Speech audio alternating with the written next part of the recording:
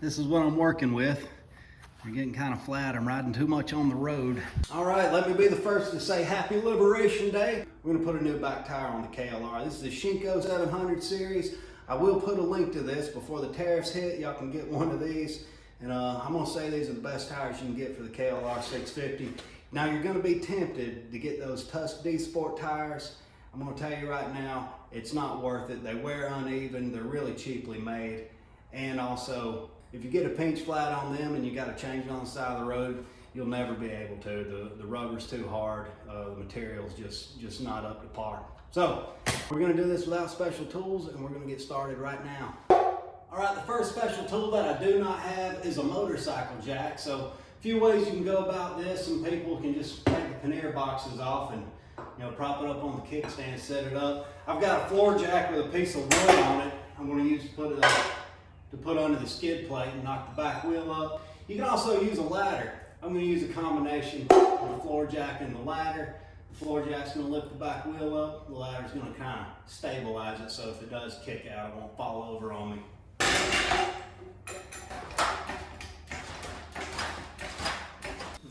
We're in there.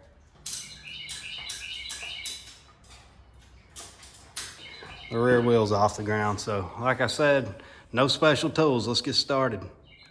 All right, first order of business, we got to get rid of this cotter pin on this castle nut. Pulling it out. And yeah, keep track of all that junk. All right, next I'm going to knock the brake calipers out of the way. 6mm Allen wrench on the KLR 650. Try not to get any grease on these brake pads. It's a good old-fashioned piece of wire. We will use this to hold this out of the way. Ah, perfect. All right, let's loosen the chain tensioners a good bit. I got a 12mm and a 14mm on the KLR. We can work on the axle on the chain side. We got a 19mm. On the castle nut, we got a 23mm. You don't want to booger up your thread, so you want to use a rubber mallet or a wooden handle to drive this axle out. Like so. As we drive the axle out, this retainer for the brake calipers is gonna fall off. Just keep it somewhere, keep up with it. And that's our axle. Keep this thing clean, don't get any grit on this. All right. We need to get the retainer off.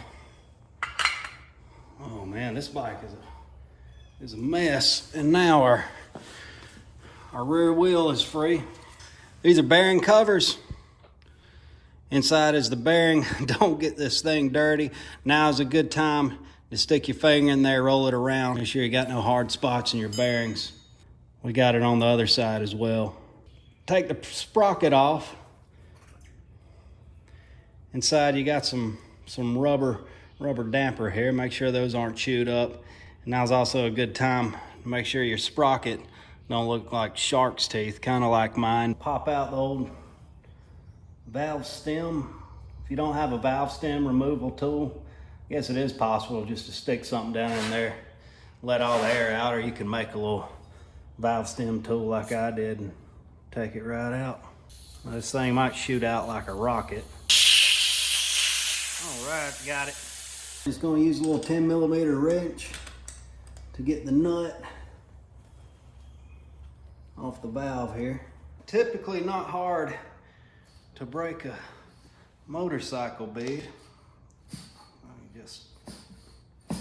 There we go. Kind of broke the bead a little bit stepping on it. Right now I'm gonna spray it with some soapy water to work in these tire spoons or tire tools or tire irons. I know I said no special tools. You could do this with big screwdrivers or pry bars if you want to. I'm going to use these. I want to keep this inner tube in here. It's a heavy duty one, so I don't want to risk puncturing this.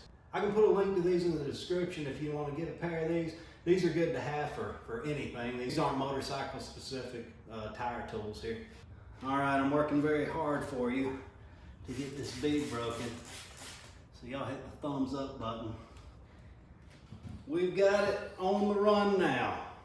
All right, now that we've broken the bead, we we need to get this tire collapsed, and the edges of the tires, we're gonna sit in this groove here. Once we have them in the groove, we can take our tire spoons and start working our way from the outside, preferably on the opposite end of the valve stem. If we got a hold of it, let's pop it out.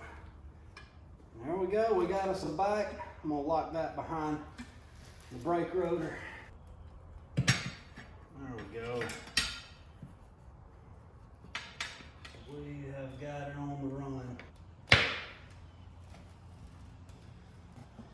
Halfway done with the dismounting portion of this. We were on the side of the road and we were changing the inner tube. We just get in there like this, pull the old one out, pop the new one in, but we're changing the whole tire, so we're gonna continue on. We're gonna go ahead and pull out the inner tube before I risk puncturing it.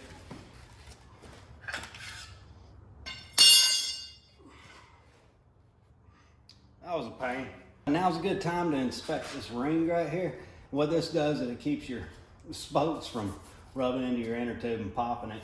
Mine's actually made of electrical tape and it looks just fine. All right, it's another day. So I popped the inner tube trying to get the tire on.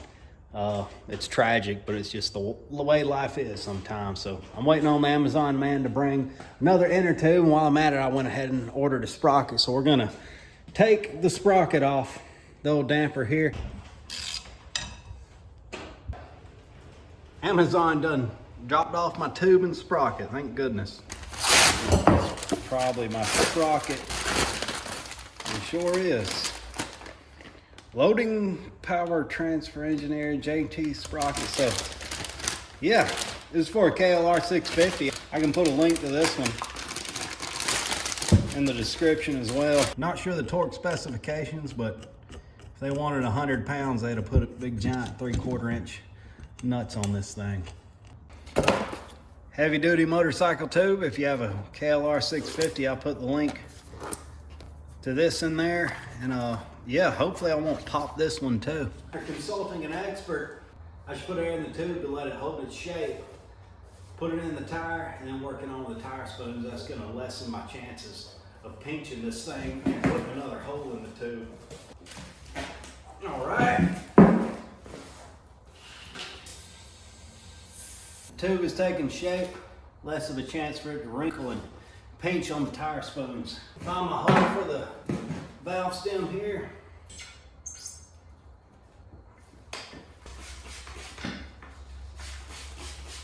The valve stem is poking through. I'm just going to put the nut on it here and we'll begin to fight the tire on. One piece at a time.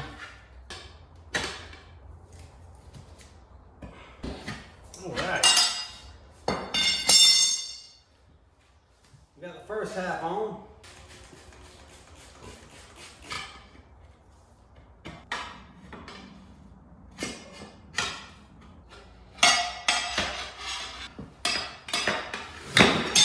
The eternal struggle continues.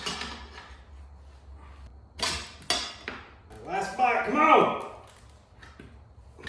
Yeah! Oh my goodness. What a pain in the ass. All right, to get this thing balanced, I just ran the axle through and put it on some jack stands. It's settled already, but what I do is just put it to wherever, see where it settles, and I'll add a little weight to the top. All right, we got our motorcycle tire mounted and semi-balanced. I ordered some weights off of Amazon. Looks like I need an extra ounce up here. And we use Zero motorcycle mounting tools. Wasn't bad at all, so feel free to try this at home. I'm gonna put a link to this tire in the description, also to this sprocket if you got KLR 650. Yeah, not too bad. Especially if you ride off-road, there's no reason not to do this. So anyway, I appreciate y'all watching.